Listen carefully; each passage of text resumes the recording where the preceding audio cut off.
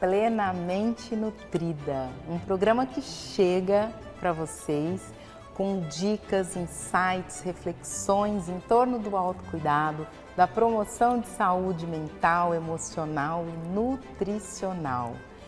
Vocês aqui conosco vão encontrar dicas muito práticas para que vocês possam incorporar no dia a dia de maneira efetiva, né, Gabi? E eu e a Vanessa, a gente está aqui para compartilhar com vocês também um pouquinho do que significa ser plenamente nutrida para nós. Então, o Plenamente Nutrida surgiu entre eu e a Van como uma ideia de compartilhar aquilo que é genuíno na nossa vida. As nossas experiências, as nossas vivências, o que torna real para a gente ser realmente plenamente nutrida.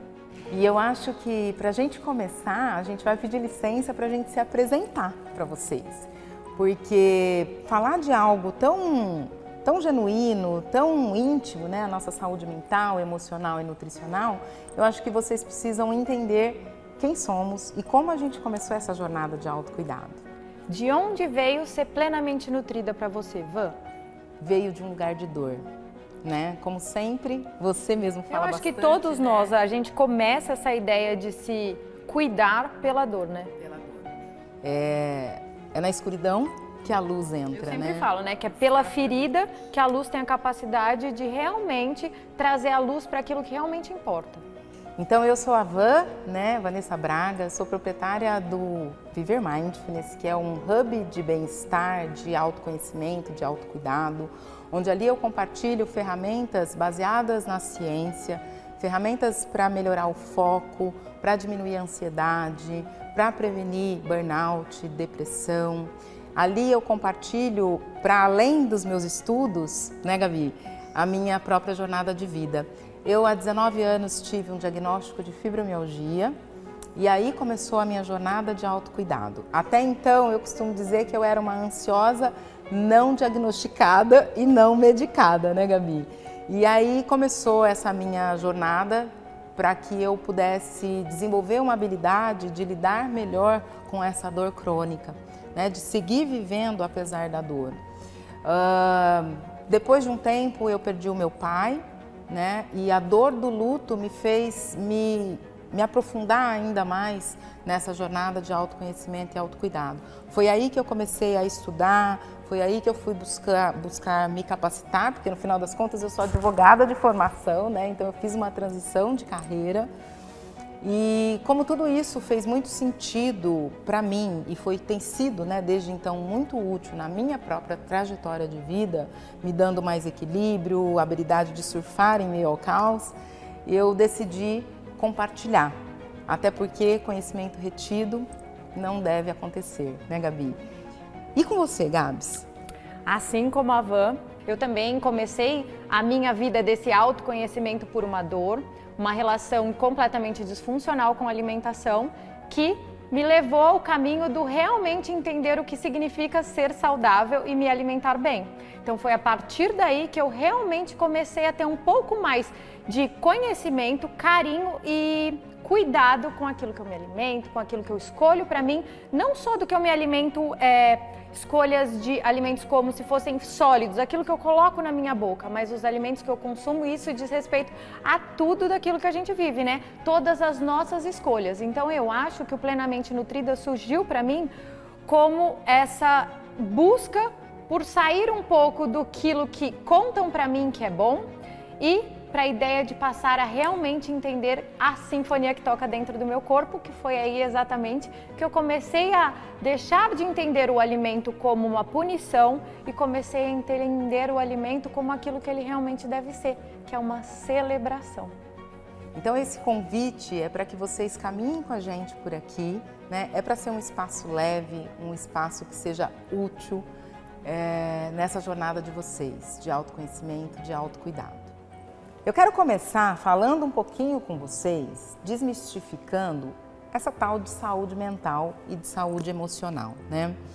É muito comum, né, Gabi, a gente se preocupar com saúde mental apenas no momento que ela falta, né? A gente não se preocupa com isso. É como se nós fôssemos algo desconectado.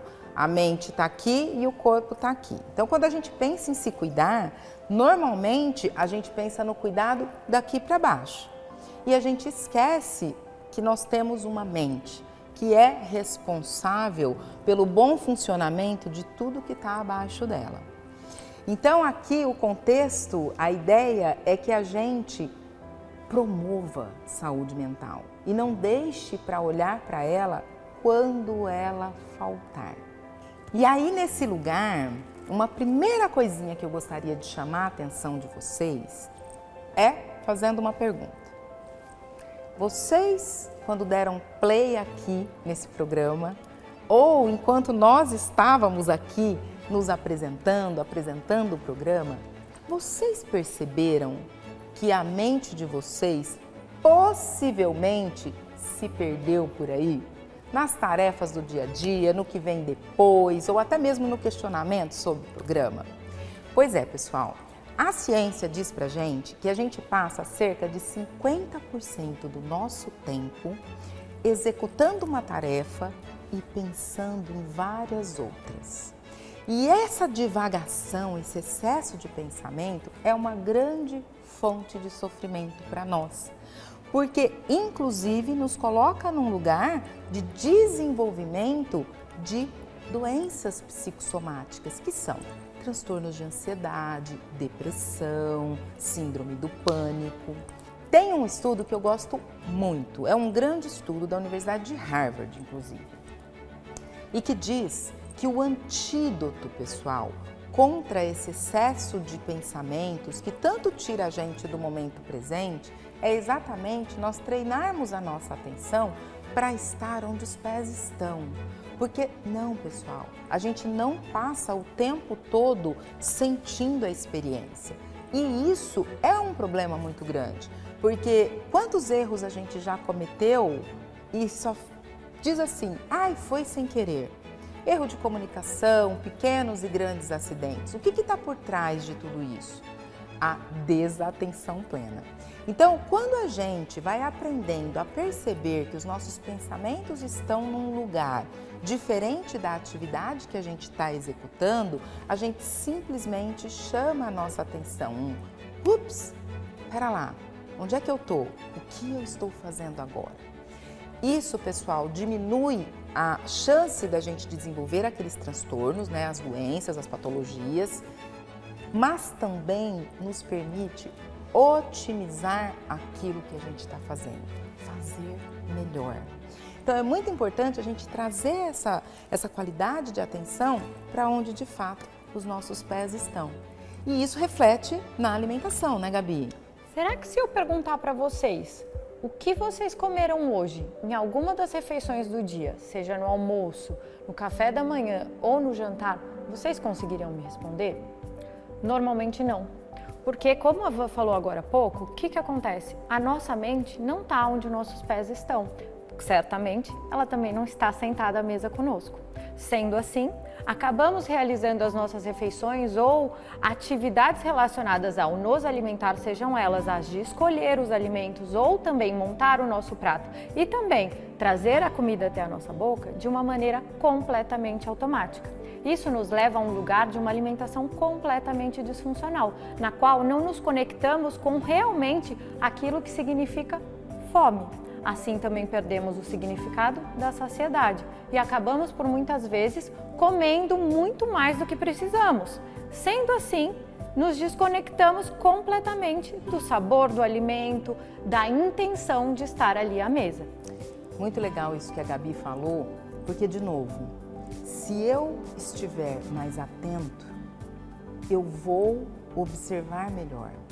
Quer o mundo externo, quer o mundo interno. E aí a minha tomada de decisão, ela fica muito mais assertiva. Van, e será que antes de eu realizar uma refeição, seja um almoço, eu tenho alguma ferramenta que me ajudaria a ser mais consciente na hora de realizar essa refeição? Com certeza. E não só antes das refeições, mas antes de você, a cada vez que você for trocar de atividade.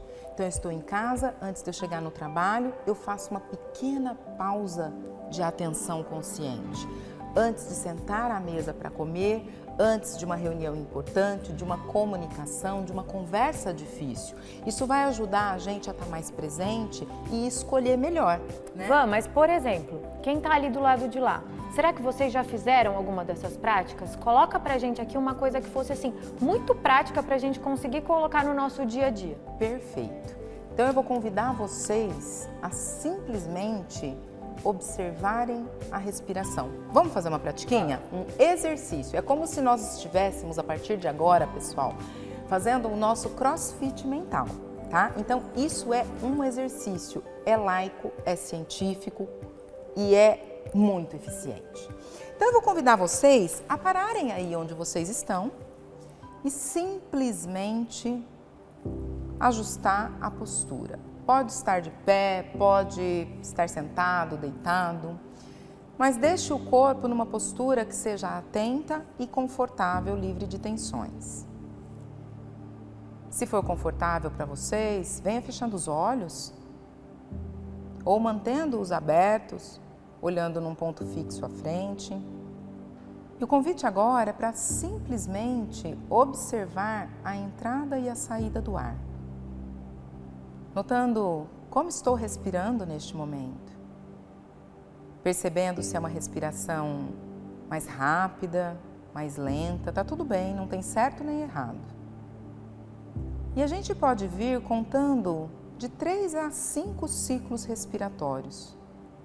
Eu inspiro, ao final da expiração conto 1 e assim sucessivamente, no seu ritmo. Pode ser que a mente se disperse, a gente apenas volta para o início da contagem, é só um exercício. E ao final da sua contagem, venha permitindo que a respiração encontre seu ritmo e veja se é possível tomar consciência da sua próxima atividade. Cada um no seu tempo, abrindo os olhos, trazendo o exercício ao final. Simples, não é? Porém, pessoal, é difícil, porque nós estamos indo na contramão do nosso cérebro, que é muito agitado, que pensa em várias coisas ao mesmo tempo. Então, isso requer treino. A gente tem sempre a intenção de estarmos mais presentes, porque ao estarmos mais presentes, mais focados, a gente toma decisões mais assertivas, a gente consegue escolher melhor as nossas ações, os nossos comportamentos. E isso traz muito mais independência e liberdade emocional, inclusive. E quando a gente traz isso para um lugar da alimentação, eu vou deixar aqui uma diquinha para vocês. Quando vocês forem se sentar à mesa para fazer a próxima refeição de vocês, seja qual for, façam uma escolha, aquela que seja mais confortável para você. Sempre falo que quando a gente tenta evoluir esse nosso processo, a gente tem que sempre olhar ao degrau à frente e não ao topo da escada. Então comecem aos pouquinhos, da maneira que seja confortável para vocês. Sentem-se à mesa, observem o prato antes de começar a refeição, olhem as cores, as texturas, tentem imaginar os sabores. E eu vou deixar uma ideia para vocês estarem bem atentos à próxima refeição. Se você for destro, eu te desafio a tentar comer com a mão oposta. Tentem levar a comida à boca usando, por exemplo, sou destra, tenho o hábito de utilizar a direita, que eu faça a próxima refeição utilizando a minha mão esquerda. Assim, por ser de muito mais dificuldade, não ser uma coisa que funciona para mim de uma maneira automática, pegue a sua mãozinha esquerda e tente levar a comida com essa mão até a boca. Você vai ver que dessa maneira você vai estar muito mais atento à sua próxima refeição. Então, pessoal, tarefinha para essa nossa primeira semana.